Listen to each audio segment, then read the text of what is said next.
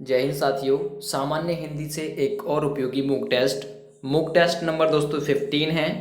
आप ये सोच लीजिए डे 15। रोजाना दोस्तों एक मूक टेस्ट आप सभी को दिया जाता है। नंबर ऑफ क्वेश्चंस दोस्तों 50 हैं। टाइम रहेगा लगभग 20 मिनट्स के करीब। ठीक है, प्लीज़ दोस्तों सब्सक्राइब हमारे यूट्यूब चैनल को कर लीजिए आप सभी, और सपोर्ट भी करिएगा हमारे यूट्यूब चैनल को। दोस्तों सबसे बड़ी चीज़ आपके लिए ये है कि जो भी काम आप सभी को कराया जाता है उसकी पीडीएफ आप सभी को फ्री ऑफ कॉस्ट दी जाती है। तो इस टेस्ट की पीडीएफ वीडियो के डिस्क्रिप्शन में दोस्तों लिंक मौजूद है, डाउनलोड कर सकते हैं आप सभी। सबसे पहला क्वेश्चन देखिएगा, हिंदी के शब्दों का लिंग निर्धारण किसके आधार पर होता है। तो प्रत्येक के लिए दोस्तों 5 सेकंड का समय मैं आपको दूंगा। ठीक है, तो हिंदी के शब्दों का लिंग निर्धारण किसके आधार पर होता है। दोस्तों याद रखिएगा ये होता है क्रिया के आधार पर। इस तरह ए ऑप्शन सही रहेगा। दोस्तों क्रिया दो प्रकार की होती है, ठीक है, अकर्मक और सकर्मक। याद रखिएगा, उपयोगी क्वेश्चन है। ठीक है, नेक्स्ट वन अगला देखिए, कारक के कितने भेद होते हैं। बहुत उपयोगी क्वेश्चन है, कारक के कितने भेद होते हैं। यदि पता है तो कमेंट कर दीजिए, नहीं पता है तो सुन लीजिए। दोस्तों कारक के 8 भेद होते हैं, सी ऑप्शन सही है। ठीक है, कौन कौन से, कर्ता कारक, कर्म कारक, करण कारक, संप्रदान कारक, अपादान कारक, संबंध कारक, और एक होता है दोस्तों अधिकरण कारक। तो इस तरह कारक के प्रकार होते हैं दोस्तों 8। ठीक है, अगला क्वेश्चन हम देखते हैं। ये जो घ है दोस्तों, घ, ये घ घड़ी जो है इसका उच्चारण स्थान कौन सा है। ठीक है, ये जो घ है इसका उच्चारण स्थान सही आंसर रहेगा दोस्तों कंठ, क्योंकि कै, खे, गे, घे और अणे ये दोस्तों किस वर्ग में आते हैं, कंठ वर्ग में आते हैं, यानी कंठे वर्ग में आते हैं। तो इस तरह घ का उच्चारण स्थान क्या हो गया दोस्तों, कंठ हो गया। मैच करते रहिएगा, बताते रहिएगा। छत्रक वर्ण किसके योग से बना है, क्वेश्चन नंबर आपके लिए रहेगा 4। ठीक है, तो छत्रक जो है दोस्तों ये किसके वर्ण मतलब योग से बना हुआ है। राइट आंसर रहेगा दोस्तों आधा कै। आधा तो इसमें कै होता है, प्लस षटकोण वाली सै होती है। ठीक है, इसे मिलाकर बनता है छत्रक और एक संयुक्त व्यंजन है। अगला, शुद्ध वर्तनी का चयन आप लोगों को करना है। इनमें से शुद्ध वर्तनी कौन सी है। 5 सेकंड का समय है आपके पास में।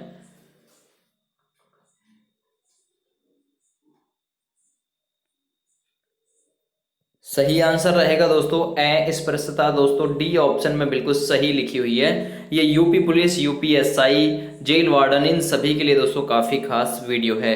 कवि का स्त्रीलिंग है, ये यूपी पुलिस में पूछा गया दोस्तों क्वेश्चन है, कवि का स्त्रीलिंग क्या है।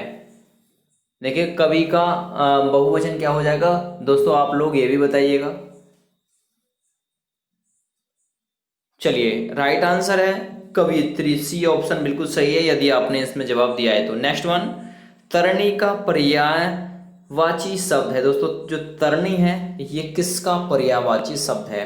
चारों ऑप्शन आपके सामने हैं, नाम का, सूर्य का, युवती का, या फिर नदी का। दोस्तों राइट आंसर रहेगा सूर्य का है। ठीक है, तरणी किसका पर्यायवाची है, सूर्य का।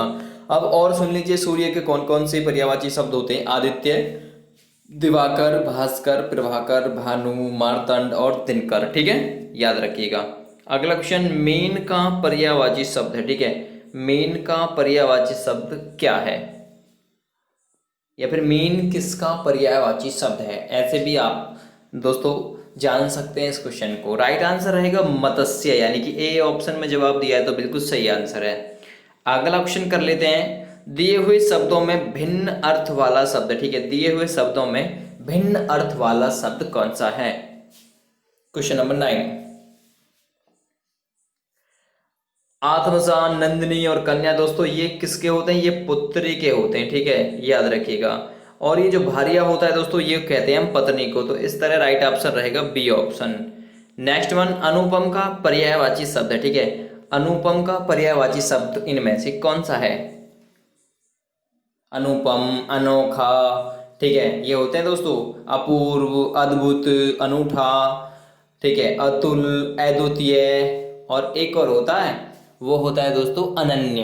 तो राइट आंसर कौन सा हो गया, अद्वितीय। यदि आपने सी ऑप्शन चुना है तो बिल्कुल सही आंसर है। नेक्स्ट वन, कान का कच्चा होना मुहावरे का क्या अर्थ है? देखिए, कान का कच्चा होना, बहुत उपयोगी क्वेश्चन है। तो राइट आंसर रहेगा दोस्तों इसके लिए, यदि आपने चुना है डी ऑप्शन को, सुनी बात पर विश्वास करना, तो बिल्कुल सही आंसर दोस्तों आपने सेलेक्ट किया है। नेक्स्ट वन, अगला क्वेश्चन, पनही शब्द का तत्सम रूप है। ठीक है, पनही शब्द का तत्सम रूप है, यानी अब कहते हैं पनही। ठीक है, इसका तत्सम रूप यानी कि संस्कृत वाला रूप जो पहले बोला जाता था वो क्या रहेगा? तो दोस्तों वो रहेगा परिणति। ठीक है, परिणति, ऐसे आप लोग ये चीज याद रखिएगा, ये वाला हो जाएगा ए ऑप्शन वाला। ठीक है, नेक्स्ट वन अगला, उल्लंघन में उपसर्ग बताइए। उल्लंघन में उपसर्ग, अब उप मत लगा दीजिएगा। ठीक है, उत प्लस लंघन, यानी कि ये वाला हो जाएगा बी ऑप्शन। बिल्कुल अगर आपने जवाब में दिया है तो सही आंसर भाई। ठीक है, नेक्स्ट वन, पुरोहित में उपसर्ग कौन सा है? आप बताइए जल्दी से, पुरोहित में कौन सा उपसर्ग है? राइट आंसर हो जाएगा दोस्तों ये वाला, पुरह प्लस हित। ठीक है, यानी कि पुरोहित, तो ये बिल्कुल सही आंसर है इसका। नेक्स्ट वन अगला क्वेश्चन, कर्तव्य में प्रत्यय आपको बताना है। प्रत्यय क्या होता है दोस्तों? जो किसी वाक्य के शब्द के अंत में जुड़ता हो। ठीक है, तो प्रत्यय कहलाता है। तो प्रत्यय इसमें से कौन सा है? तो ये वाला तव्य। ठीक है, कर्तव्य यानी कि तव्य, बिल्कुल इसमें दोस्तों प्रत्यय है। नेक्स्ट वन, गणों की संख्या कितनी होती है? बहुत उपयोगी क्वेश्चन है, पूछा हुआ क्वेश्चन है। गणों की संख्या कितनी होती है? यदि आपने चुना है सी ऑप्शन 8 को, तो बिल्कुल सही आंसर भाई, गणों की संख्या होती है 8। नेक्स्ट क्वेश्चन, व्युत्पत्ति के आधार पर शब्द के कितने भेद होते हैं? व्युत्पत्ति के आधार पर शब्द के कितने भेद होते हैं? तो राइट आंसर दोस्तों, शब्द के भेद होते हैं व्युत्पत्ति के आधार पर 3। ठीक है, तो आंसर आपका डी ऑप्शन सही रहेगा। नेक्स्ट क्वेश्चन है, हिंदी भाषा का जन्म हुआ है। ठीक है, हिंदी भाषा का जन्म किस भाषा से हुआ है? यदि आपने चुना है अपभ्रंश भाषा यानी कि बी ऑप्शन, तो बिल्कुल सही आंसर है आपका। अगला क्वेश्चन, एक वचन तथा बहुवचन दोनों में प्रयुक्त होने वाला इनमें से कौन सा शब्द है? क्वेश्चन पूछा जाता है। ठीक है, एक वचन में भी आता है और बहुवचन में भी। एक वचन और बहुवचन की पहचान करने के लिए दोस्तों आपको मैंने बताया था, मेरा मेरे लगाकर देख लीजिएगा। मेरे आंसू, अगर वाक्य मेरे से बने तो कैसा दोस्तों? वाक्य अगर मेरे से बनेगा तो बहुवचन होगा, और मेरा से बनेगा तो दोस्तों क्या हो जाएगा? वो एक वचन होगा। ठीक है, मेरा मेरी से बनेगा तो मेरा सोना। ठीक है, मेरा सोना, मेरे आंसू, ये बहुवचन बन रहा है। ठीक है, और इसने पूछा है एक वचन और बहुवचन दोनों में प्रयोग हो, तो योद्धा हो जाएगा। ठीक है, मेरा योद्धा। ठीक है, और एक मेरे योद्धा, तो बिल्कुल सही आंसर रहेगा दोस्तों इसका योद्धा। नेक्स्ट क्वेश्चन कर लेते हैं, हरियाली है। हरियाली दोस्तों कैसी संज्ञा है? अब देखिएगा, हरियाली अब आपको दिखाई तो देती है, एक भाव सा इस जागृत होता है हरियाली का। देखिए किसी ने, देखिए खेत में हरियाली। ठीक है, तो उसका भाव भी तो आपको जागृत होता है, तो यानी कि भाववाचक संज्ञा यदि आपने चुना है बी ऑप्शन, तो सही आंसर है। नेक्स्ट क्वेश्चन कर लेते हैं दोस्तों, निम्नलिखित पद एक प्रत्यय लगने से बने हैं, इनमें से एक पद गलत है, वो कौन सा है? ठीक है, तो एक पद इनमें से गलत है, वो कौन सा है? जल्दी से कमेंट करके जवाब देते रहिए आप सभी लोग। और प्रत्येक दिन आप सभी को एक उपयोगी मॉक टेस्ट कराया जा रहा है, तो दोस्तों ये रहेगा इसका पाक्षिक, ए ऑप्शन यदि आपने चुना है तो बिल्कुल सही आंसर है। अगला क्वेश्चन, वह कार मेरी है, इस वाक्य में कौन सा कारक है? कारक आपके 8 प्रकार के होते हैं। ठीक है, मैंने बताया था, कर्ता कारक, कर्म कारक, करण कारक, संप्रदान, अपादान, संबंध और अधिकरण। तो वह कार मेरी है दोस्तों, मेरा और कार का आपस में क्या कर दिया? संबंध जोड़ दिया, तो इसलिए दोस्तों यहां पर हो जाएगा संबंध कारक। ठीक है, अगला क्वेश्चन, जैद रथ का सही संधि विच्छेद क्या होगा? जैद रथ, 23 नंबर क्वेश्चन दोस्तों ये रह जाएगा इसका जयत प्लस रथ। यदि आपने चुना है सी ऑप्शन, तो सही आंसर है। अगला क्वेश्चन कर लेते हैं, चिकना घड़ा होना मुहावरे का क्या अर्थ है? भाई चिकना घड़ा, वो तो ठीक है बोलते हैं ना भाई चिकना घड़ा, तो चिकना घड़ा होने मुहावरे का क्या अर्थ है? निर्लज्ज होना। यदि आपने चुना है डी ऑप्शन को, तो बिल्कुल सही आंसर है आपका। अगला क्वेश्चन कर लेते हैं, अनुज शब्द का स्त्रीवाचक बनाने के लिए आप किस प्रत्यय का प्रयोग करेंगे? तो अनुज, अनुज का मतलब भाई। ठीक है, और अनुजा यानी कि क्या हो गई? फिर बहन हो गई, तो क्या करेंगे? अनुजा यानी कि आ, तो ये बिल्कुल आपका सी ऑप्शन यदि आपने दिया है जवाब में तो सही आंसर है। अगला क्वेश्चन कर लेते हैं दोस्तों, कृदंत प्रत्यय किन शब्दों के साथ जुड़ते हैं? कृदंत प्रत्यय किन शब्दों के साथ जुड़ते हैं? याद रखिएगा हमेशा दोस्तों, कृदंत प्रत्यय क्रिया के साथ जुड़ते हैं, यानी कि वर्ब के साथ, ठीक है, याद रखिएगा। नेक्स्ट क्वेश्चन कर लेते हैं, तोता डाली पर बैठा है, इस वाक्य में कौन सा कारक है? ठीक है, तोता डाली पर बैठा है। चलिए दोस्तों, क्योंकि तोता डाली पर बैठा है यानी पर बैठा है, तो मैंने आपको बताया था पहली वीडियो में भी, ठीक है, मैं पर, परा, ठीक है, तो ये क्या होता है दोस्तों, उसके अधिकार में है तो पर, यानी बैठा तो अधिकार में, तो इस तरह से हो जाएगा अधिकरण कारक, ठीक है। नेक्स्ट क्वेश्चन कर लेते हैं, पेट की आग, यानी पेट की आग के लिए शुद्ध शब्द कौन सा हो जाएगा? पेट में लगने वाली आग, ठीक है। तो दोस्तों जल्दी से बताइए, और आप लोग बताएंगे वन में लगने वाली आग को, ठीक है, क्या कहते हैं? इन दोनों के बारे में आप लोग मुझे कमेंट करके बताएंगे, हालांकि मुझे पता है आप लोग बताएंगे, आप लोगों के कमेंट का इंतजार रहेगा। पेट में लगने वाली आग को दोस्तों जठराग्नि कहते हैं, ठीक है, और इन तीनों के बारे में आप लोग कमेंट करेंगे।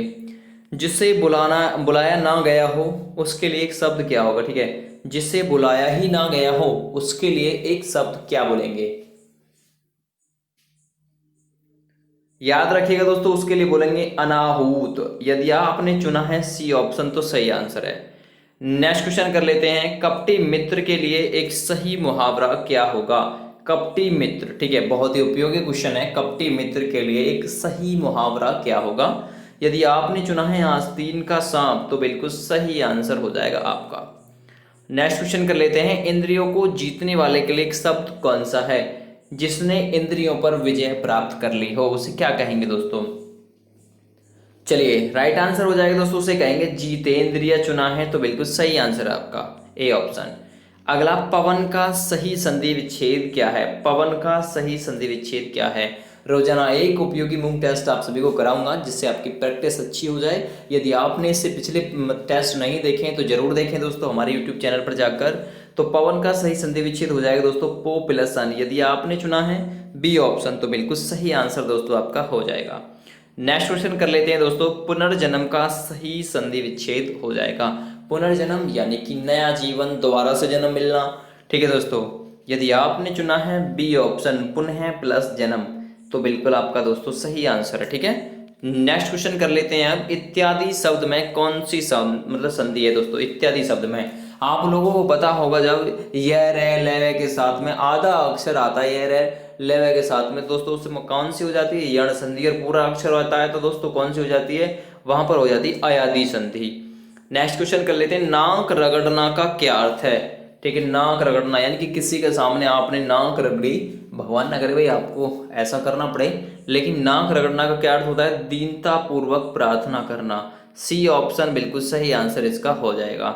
अगला क्वेश्चन करेंगे, उन्मूलन का विलोम क्या होगा? उन्मूलन यानी कि दोस्तों किसी को उखाड़ना, ठीक है, किसी को जड़ से उखाड़ना। तो उन्मूलन का विलोम दोस्तों क्या हो जाएगा? रोपण। एक तरफ उन्मूलन हो रहा, किसी को उखाड़ रहे हैं, दूसरी तरफ उसको रोप रहे हैं, तो याद रखिएगा रोपण हो जाएगा, ठीक है। अगला, बच्चे की सामाजिक विकास में किसका विशेष महत्व होता है? बच्चे के सामाजिक विकास में किसका महत्व होता है दोस्तों? तो आज इस क्वेश्चन का आंसर सुन लीजिए, यूपी पुलिस में ये क्वेश्चन पूछा जा चुका है, ठीक है। तो याद रखिएगा बच्चे के सामाजिक विकास में विशेषतः है खेल का महत्व बहुत ज्यादा होता है, ठीक है, याद रखिएगा। अगला क्वेश्चन कर लेते हैं, भाटिया बैटरी का प्रयोग निम्न में से किसके परीक्षण हेतु किया जाता है? बहुत उपयोगी क्वेश्चन है, भाटिया बैटरी, ठीक है, भाटिया बैटरी का प्रयोग निम्न में से किसके परीक्षण हेतु किया जाता है? तो बुद्धि के परीक्षण हेतु। ए ऑप्शन बिल्कुल सही आंसर इसका हो जाएगा। अगला क्वेश्चन करेंगे, कोहल वर्ग का विकास सिद्धांत निम्न में से किससे संबंधित है? ठीक है, कोहल वर्ग का विकास सिद्धांत निम्न में से किससे संबंधित है? तो दोस्तों याद रखिएगा कोहल वर्ग का विकास सिद्धांत नैतिक विकास से संबंधित है। इस तरह सी ऑप्शन बिल्कुल इसका सही आंसर रहेगा यदि आपने सेलेक्ट किया है तो। अगला, महावीर प्रसाद द्विवेदी ने आदिकाल को किसकी संज्ञा दी? ठीक है, महावीर प्रसाद द्विवेदी ने आदिकाल को किसकी संज्ञा दी? 40 नंबर क्वेश्चन। चलिए, राइट आंसर हो जाएगा दोस्तों, वो दी थी बीज पवन काल की संज्ञा, यानी कि बी ऑप्शन सही आंसर इसका हो जाएगा। अगला क्वेश्चन, अति सूदो स्नेह को मारग है। ठीक है, अति सूदो स्नेह को मारग है किसकी लिखी गई पंक्ति है। ठीक है, अति सूदो स्नेह को मारग है किसकी लिखी गई पंक्ति है। यदि आपने चुना है दोस्तों सी ऑप्शन घनानंद, तो बिल्कुल सही आंसर है, वरना दोस्तों सभी आंसर गलत हैं इसके। ठीक है, अति सूदो स्नेह कुमारक है तो किसकी पंक्ति है, घनानंद के द्वारा लिखी गई पंक्ति है। अगला क्वेश्चन, कालंदी का पर्यायवाची शब्द क्या है, या फिर कालंदी किसका पर्यायवाची शब्द है। बहुत ही उपयोगी क्वेश्चन है आपके एग्जाम के लिए, तो याद रखिएगा दोस्तों, कालंदी यमुना का पर्यायवाची है। ए ऑप्शन बिल्कुल सही आंसर इसका हो जाएगा। अगला क्वेश्चन, आधुनिक हिंदी साहित्य की पहली आत्मकथा के लेखक कौन माने जाते हैं। ठीक है, आधुनिक हिंदी साहित्य की पहली आत्मकथा, उसका नाम आप लोग मुझे बताएंगे कौन सी आत्मकथा थी, लेकिन उसके लेखक कौन थे दोस्तों, हरिवंश राय बच्चन। डायरी भी दोस्तों इन्हीं के द्वारा लिखी गई है, याद रखिएगा क्वेश्चन। अगला क्वेश्चन देखते हैं दोस्तों, कार्य के आरंभ में ही विघ्न पड़ना मुहावरे का क्या अर्थ है। आपने कार्य आरंभ किया और उसमें कोई किसी ने विघ्न डाल दिया, तो उसमें दोस्तों क्या हो जाएगा ऐसे में। ठीक है, सिर मुड़ाते ही ओले पड़ना। यदि आपने चुना है डी ऑप्शन, तो बिल्कुल सही आंसर हो जाएगा। अगला क्वेश्चन करेंगे, किस कवि को कवियों का कवि कहा जाता है। ठीक है, किस कवि को कवियों का कवि कहा जाता है। आज ये भी जान लीजिएगा कि किस कवि को कवियों का कवि कहते हैं। देखिए दोस्तों, शेर लोगों को क्या कहते हैं, भाई बहादुर हैं, शेर हैं, तो वो क्या हो जाएंगे, कवियों के कवि। तो शमशेर बहादुर को कवियों का कवि कहा जाता है। यदि आपने पहले नहीं पढ़ा है तो आज पढ़ लीजिए। अगला क्वेश्चन देखिएगा, हिंदी का पहला समाचार पत्र या फिर हिंदी का पहला पत्र कौन सा है। बहुत उपयोगी क्वेश्चन है, हिंदी का पहला पत्र कौन सा है। तो आप लोगों को पता होगा दोस्तों, उदंत मार्तंड। ठीक है, उदंत मार्तंड क्या है, हिंदी का पहला समाचार पत्र है। अगला क्वेश्चन, चिंतामणि किसका निबंध संग्रह। दो क्वेश्चन क्लियर होंगे यहाँ पर। एक तो कभी आपसे पूछ सकता है कि चिंतामणि क्या है। ठीक है, तो चिंतामणि दोस्तों क्या है, निबंध संग्रह है। ये किसके द्वारा लिखा गया है, रामचंद्र शुक्ल के द्वारा। आचार्य रामचंद्र शुक्ल के द्वारा दोस्तों चिंतामणि निबंध लिखा गया है। नेक्स्ट क्वेश्चन करेंगे, काशी नागरी प्रचारणी सभा की स्थापना किस वर्ष हुई। ठीक है, काशी नागरी प्रचारणी सभा की स्थापना किस वर्ष हुई थी। तो आज याद रखिएगा दोस्तों, ये हुई थी 1893 में। किसने की थी, कमेंट करके आप लोग मुझे बताएंगे। मैं कई क्वेश्चन आप सभी से पूछता हूं एक वीडियो में। प्रेम सागर किसकी रचना है। ठीक है, प्रेम सागर किसके द्वारा लिखित रचना है। याद रखिएगा दोस्तों, ये लल्लू लाल जी के द्वारा लिखी गई थी प्रेम सागर। ठीक है, याद रखिएगा।